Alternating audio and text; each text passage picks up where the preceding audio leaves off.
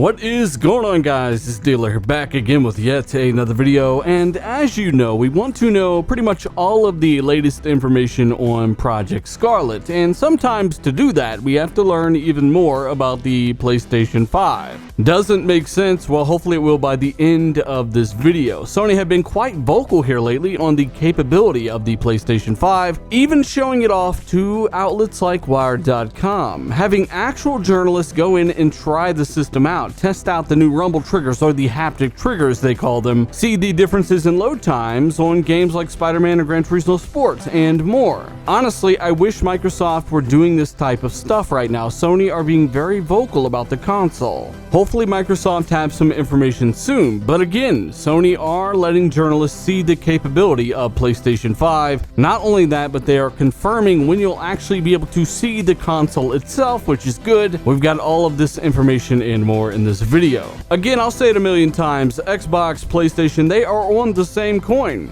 just opposite sides. So sometimes you'll actually have to learn something about one platform from another platform's news, and you can only speculate from there. So interestingly enough, Sony have actually showed off the capability of their PlayStation 5 platform through an open world tech demo. This event was held behind closed doors for journalists, and one journalist of GameFan says the following. He says, "The demo that was presented to me boasted the best real-time graphics I have ever seen. It seemed like it was a real game, not the usual demo by the graphics pumped into Unity or Unreal Engine 4 as you usually see at events like GDC. He says that it is not possible in no way for something like this to be seen on current generation consoles or even PC, which is quite confusing if I'm honest. At that level of lighting, and forgive me, I do believe this is a translation, so I'll try to translate some of the broken English here. He says that the environments that he saw are not even remotely comparable to games like Red Dead Redemption 2 and The Last of Us 2, which if you think about it is a massive compliment. He says, think of the impact Killzone Shadowfall had, where it was just something completely different that we had not seen before, which I do agree Killzone Shadowfall looked insane back in 2013. He follows that up by saying the frame rate was about 25 to 30 FPS, and it was a build in an embryonic state, meaning an early build of something. Despite everything, I was open-mouthed when I saw it." The article goes on to say that despite all of this, the demo seems to be running at 4K, and the shadows had an insane amount of detail.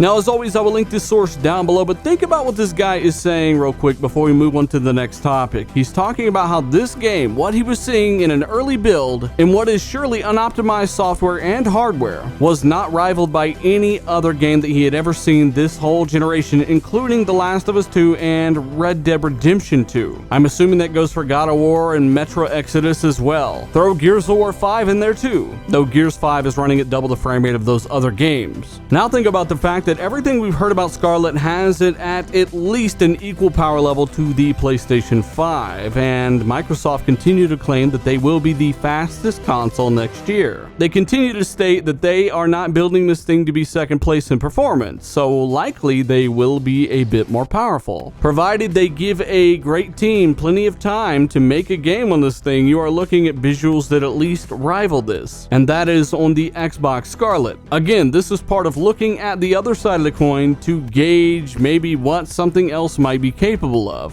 It's a big reason I talk about PlayStation 5 at all, though I am a tech fanatic. So let me know your thoughts about this behind closed door demo of the PlayStation 5 and what that might look like. I, of course, am going to try to compare that to what I think Scarlett might do. You are looking at a very beautiful game. Not only that, but you're finally getting open world games like this at double the frame rate of what you are used to. There are so many benefits to improve CPU, GPU overhead, things like that in these new systems that, no matter what, you are getting a phenomenal experience at least 60 FPS. In fact, I'm hoping it will be the new standard going forward. So let's go ahead and shift gears here. Next topic, Sony are confirming the actual unveil date for the PlayStation 5, or the unveil window. Many people speculate that we will see the new console later this year at some kind of PlayStation type event or some kind of PS5 type event. So going forward, there is no need to speculate. Sony have finally spoken on this. According to Sam Parker, who is an IT specialist for developer operations at Sony, the PlayStation 5 will be unveiled next year. That is 2020, so there's no longer any any need to speculate about PlayStation showing off the PS5 sometime in 2019. That's all I've been hearing about, the fact that they may show this off at some kind of PlayStation meeting. In fact, this article actually talks about that as well. Sony have shut that down. So you're looking at some kind of unveil, much more information, likely what is early 2020 as per usual with new Sony consoles. If you remember, the PS4 was shown off early 2013, specs detailed, some titles announced. The console was actually shown off and announced its price at E3 2013. Then it launched that November of 2013. So again, let me know your thoughts on all of this, how it might relate to Xbox Project Scarlett. Myself, I think they will not be too far off of this kind of template. I cannot wait to see open world games running on the Scarlett, and here's some of the things developers have to say, some of the things journalists have to say. We just have to find a way to get Microsoft to start showing it off and talking about it, and